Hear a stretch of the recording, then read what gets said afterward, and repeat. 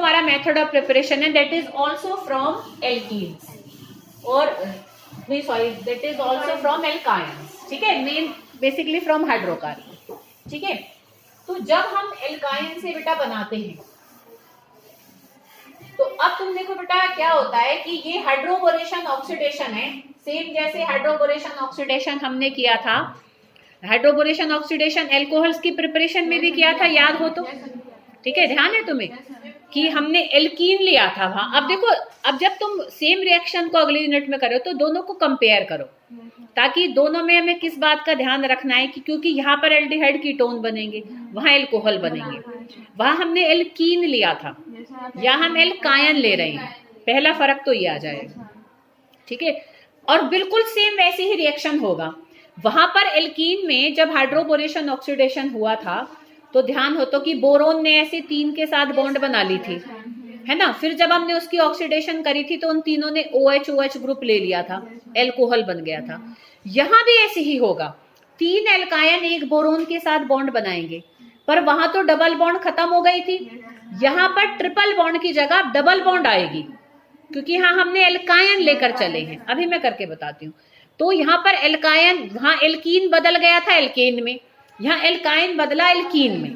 अब जब वो एल्कीन वाला पार्ट जब 3 OH ग्रुप यहाँ पर भी लेगा, जैसे वहां पर 3 OH ग्रुप बने ना, एल्कोहल बन गया, यहाँ जब एल्कीन 3 OH ग्रुप लेगा तो यहाँ में इनोल फॉर्म मिलेगी, जो कंपाउंड मिलेगा उसमें इन ओल, इन मतलब डबल बॉन्ड भी होगा, OH मतलब ओल, अल्कोहल पार्ट भी होगा। तो जब इन और ओल दोनों उसमें होंगे तो वो इनोलिक फॉर्म बनेगी, जो धीरे धीरे अपने आप को टोटोमराइज करके एल्डिहाइड या कीटोन में कन्वर्ट कर लेगी। तो बेसिकली यहाँ पर भी हमें इनोल की फॉर्म में ही हमारे कार्बोनिल कंपाउंड्स मिलेंगे, जैसे कि अभी हमने किससे किया था, एल्काइन की हाइड्रेशन से अभी हमने किया था, ठीक है बेटा। तो यहाँ पर हम कोई भी ले लेते हैं, जैसे देखो यहाँ जो ले रखा है that is CH3C triple bond C CH3, ठीक है। यहाँ पर हमने क्या डाला अपना B2H6, ठीक है बेटा। तो इसमें ना इन्होंने पूरा ही कंबाइंड कर दिया है कि हमने 6 करके कर लिया, हाफ भी कर सकती हूँ, मैं वही बात बता रही हूँ कि एक जगह मैंने पूरे से कर दिया, फिर वही वहां 3 लिए थे, अब यहाँ मैंने पूरा B2H6 लिया तो मैंने रिएक्टेंट में 6 ले लिए, जस्ट डबल हो जाएंगे, ठीक है। तुम हाफ लेके समझ लो, कोई प्रॉब्लम नहीं है, वो पहले एक सिंपल हो जाएगा। तो अब अगर देखो ऐसे 3 मैं लूं, है ना, वहां भी तुम्हें ध्यान हो तो मैंने ऐसे खोल कर ही समझाया था, और दोबारा देखना चाहो तो तुम, हाँ बिल्कुल उसी की तरह है, सेम बिल्कुल। कि अब देखो बेटा यहाँ पर अगर मैं इसको BH3 मान लूं, भाई अगर हाफ है क्योंकि जस्ट डबल होगा ना फिर हमारा, ठीक है।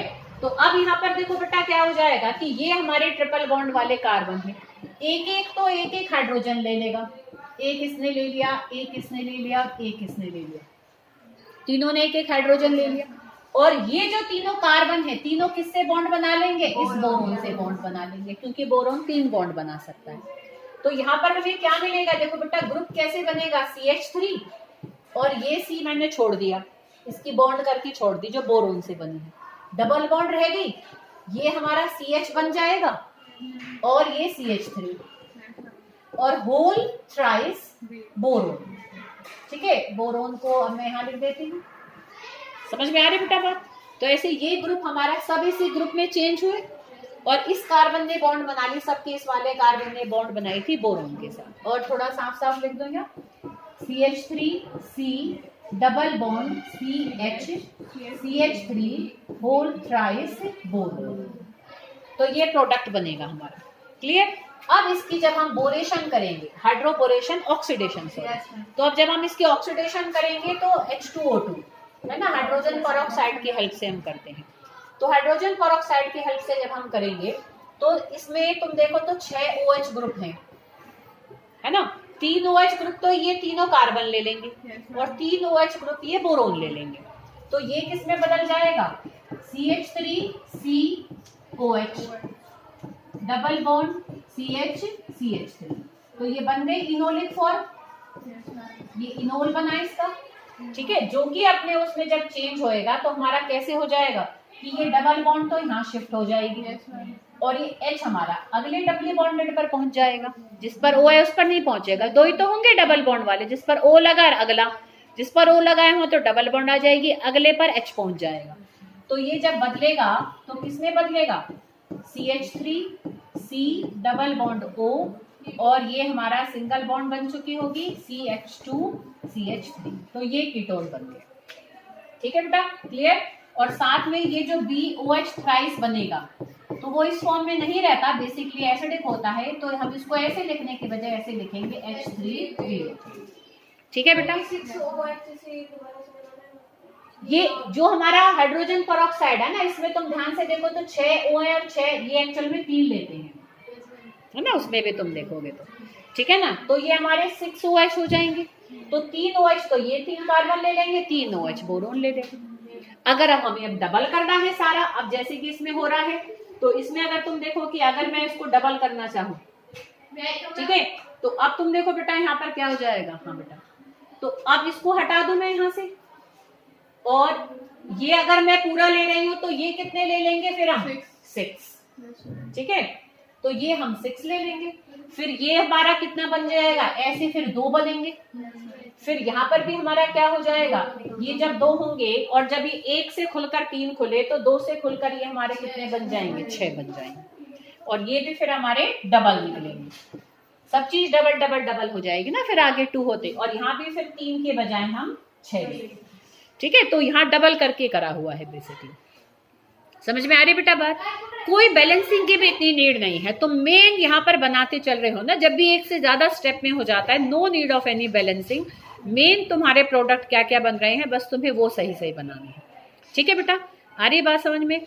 तो ये हमने एल्काइन से ही प्रिपेयर किया बाय हाइड्रोबोरेशन ऑक्सीडेशन। और नेक्स्ट ओजोनोलाइसिस है, ध्यान हो तो 11th में तुम्हें ओजोनोलाइसिस कराई थी, खूब कराई थी, तुमने करीब 7 भी करे थे। तो देखो ओजोनोलाइसिस में हमारा क्या हो जाता है, देखो बेटा पहले सिंपल लेते हैं हम, देखो ध्यान करो, मैंने ऐसे बनाया था कि एक झोपड़ी से बनाएंगे, है ना, कि यहाँ पर उसको भी करने का उस स्टेप को तुम स्किप कर सकते हो, इतने कोई जरूरत नहीं है उसको दोबारा करने की। तो यहाँ देखो हम CH2Cl2 196 केल्विन, है ना, लो रखते हैं हम टेम्परेचर, क्योंकि ओजोन खुद काफी वीक होता है। ठीक है, अब यहाँ ओजोनाइड बनेगा। देखो ओजोनाइड कैसे बनेगा कि देखो ये जो हमारे CH2 है, ऐसे करके हम तीनों ऑक्सीजन को ऐसे इसके साथ एक ये हमारा एडिशन प्रोडक्ट बनेगा यहाँ पर। ठीक है, ये हमारा ओजोनाइड भी लिख सकते हो तुम इसको, जैसे ये हमारा इथीन था ना, एक तरीके से इथीन ओजोनाइड हमारा बन गया। तो ये हमारा मतलब एडिशन प्रोडक्ट बना। अब हम इसको जब जिंक के साथ हीट करेंगे, ठीक है, तो इस ऑक्सीजन को जिंक ले जाएगा। ठीक है, अब जैसे ही हीट करेंगे सिंगल ऑक्सीजन सिंगल बॉन्ड बहुत वीक होती है, एकदम टूट जाएगी। जैसे ही हीट करेंगे ये बॉन्ड टूटेगी, ये ऑक्सीजन निकल जाएगा। अब इस कार्बन की भी एक बॉन्ड टूटे और इस ऑक्सीजन की भी, आपस में डबल बॉन्ड बना लेंगे। इस कार्बन की भी एक बॉन्ड टूटे, इस ऑक्सीजन की भी, आपस में डबल बॉन्ड बना लेंगे। क्या मिला, क्या बन गया ये क्या है सोचो। नहीं, हाँ बोलो, खुशी सही कह रहे हो, फॉर्मल्डिहाइड ही तो है। कार्बन जिसकी CO से बॉन्ड है उसके दोनों बॉन्ड H से है, तो यहाँ 2 फॉर्मल्डिहाइड बन गए। ठीक है ना बेटा। और भी अगर तुम्हें ऐसे रखना है कि हमें कैसे, हमें कोई गड़बड़ ना कर दे हम, तो जो भी तुम्हें यहाँ पर दे रखा है ना बेटा एल्कीन, उसकी बॉन्ड्स को खोल कर रख लो यहाँ। जैसे यहाँ भी हम ये इसको ऐसे करने के बजाय, तो हम इसको ऐसे भी कर सकते हैं ना, ऐसे खोलकर HH को बना लेते, फिर तुम्हें ये कंफ्यूजन नहीं रहेगा, फिर तुम यहाँ भी HH ही लगाओगे, फिर HH से तुम्हें ध्यान रहेगा। ठीक है, कुछ नहीं होता, देखो एकदम बड़ा सिंपल लॉजिक होता है ओजोनोलाइसिस में। डबल बॉन्ड को हटा देना बीच में से, एक वो यहाँ टांग दो, एक वो ये टांग दो, ये ही प्रोडक्ट बनते हैं हमेशा।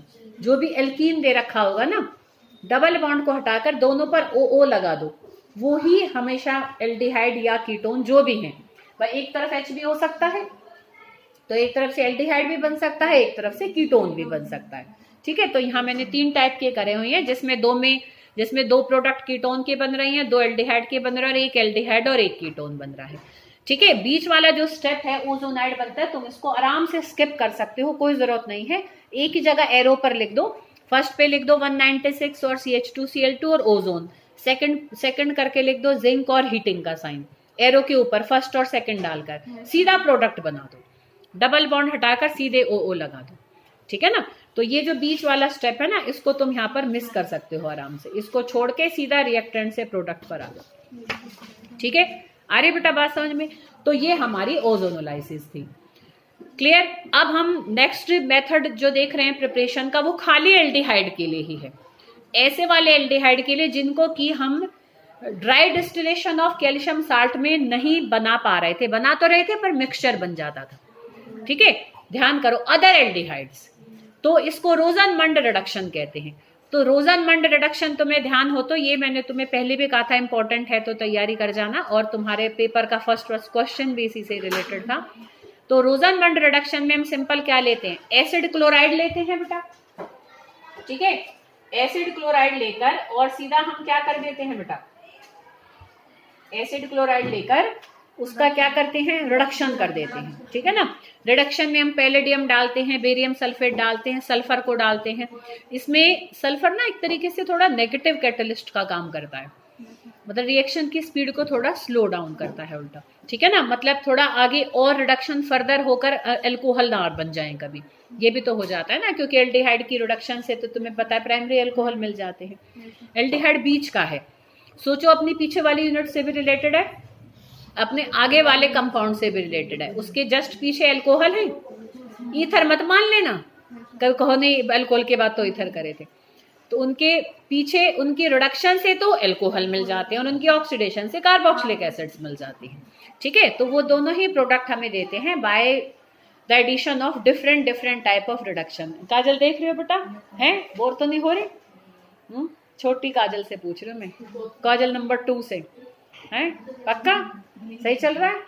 चलो, तो अब हम रोजनमंड रिडक्शन को और देख लेते हैं। मैं सोच रही हूँ प्रिपरेशन को करा दूं तो ये काम खत्म हो जाएगा, कल भी नहीं लगा था ना पीरियड बेटा, उसको भी तो कंपनसेट करो किसी तरह से। तो प्लस H2, और बेटा देखो साथ साथ ही इनको तुम याद कर लेना और लिख कर दिखा दो, ठीक है। और जो मैंने कन्वर्जेंस का कहा था तुम्हें सारे याद करके आए थे बेटा, दोनों असाइनमेंट्स की, पक्का दिखा दोगे आज लिख के सारे? अच्छा, तो फिर उसमें उसी के अंदर ही कुछ समझना है। चलो ठीक है, कोई बात नहीं, बता दूंगी, ठीक है। पर जो बच्चे कराएं बेटा वो जरूर लिख कर दिखा दें, फिर तुम घर पे लिख के देख लेना। तो इसमें देखो बेटा बस सिंपल है कि ये एक HCl निकल जाएगा और इसकी जगह एक H आ जाएगा, ठीक है। तो दिस इज सिंपल रोजनमंड रिडक्शन, ठीक है। तो बहुत आसान है, कुछ नहीं है इसमें, सीधा सीधा इसका रिडक्शन हो जाता है। हम इसे फॉर्मल्डिहाइड नहीं बनाते क्योंकि उसके लिए फिर हमें H लेना पड़ेगा, तो जो फॉर्मिक एसिड का एसिड क्लोराइड होता है वो स्टेबल नहीं होता, तो इसलिए हम फॉर्मल्डिहाइड इस मेथड से प्रिपेयर नहीं करते, ना ही कीटोन करते। अब क्वेश्चन आने को तो ऐसे भी आ जाएगा, which method is used to prepare other aldehydes and which method is not suitable to prepare formaldehyde, तब भी इसका आंसर रोजनमंड रिडक्शन होगा, ठीक है ना। तो ऐसे हमें उसको हर तरीके से देख लेना है। अब देखो बेटा, अगर तुम देखो तो आगे के मेथड्स हमारे बड़े सिंपल से हैं, मैं तुम्हें बस यहाँ तक फटाफट से करा ही देती हूँ, ठीक है ना। तो नेक्स्ट वीडियो में करते हैं।